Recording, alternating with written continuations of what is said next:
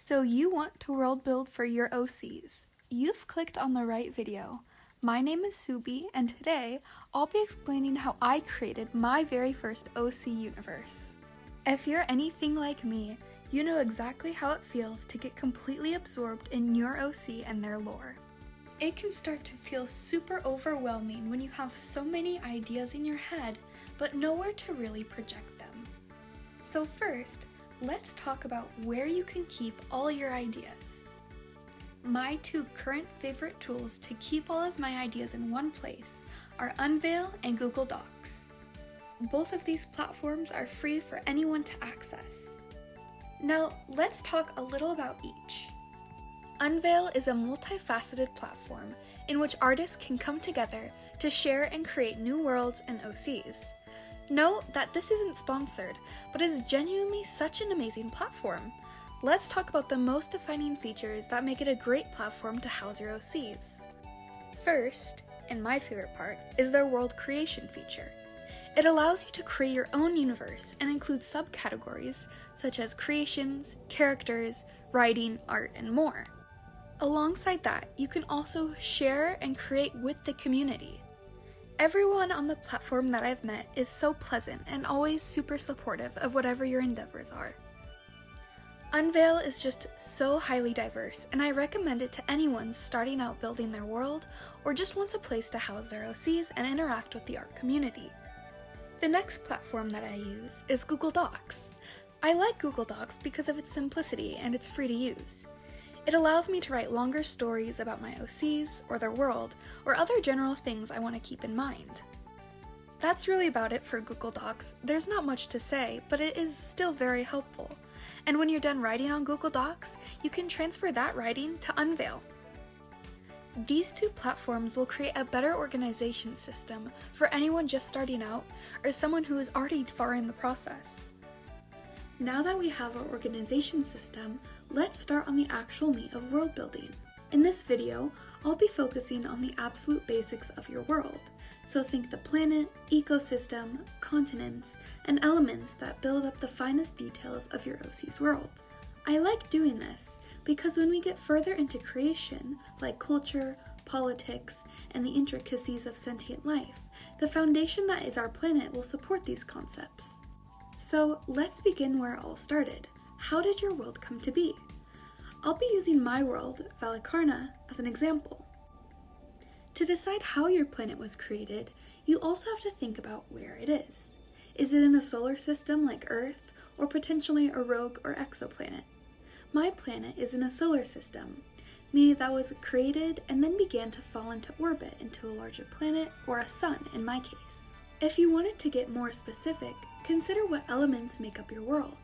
Valikarna has a large iodine ocean with carbon, graphite, and silicon as its main elements. These elements may have been formed by a neutron star collision or other massive universal events. Your world can also be created by a deity or other higher power if it adds to your storyline. Remember, it's up to you. I always like to go especially in depth in creation, as it provides a great baseline for me to work from.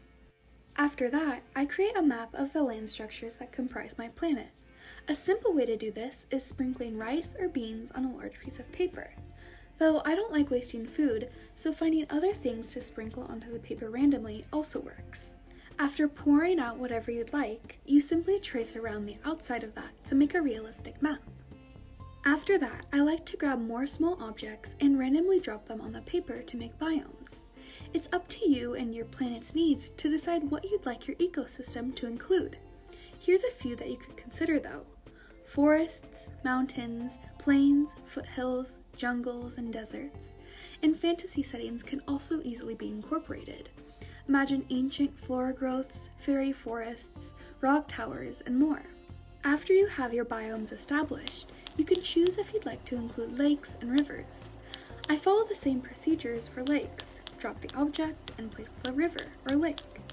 For rivers, I like to simply draw them out to the oceans or connected to another lake. Ta-da! Our map with biomes and water features is complete.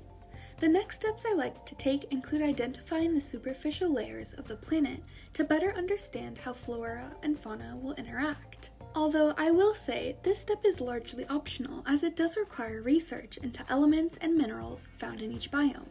So however in depth you want to take it is completely fine. This is how I outlined each layer for my planet.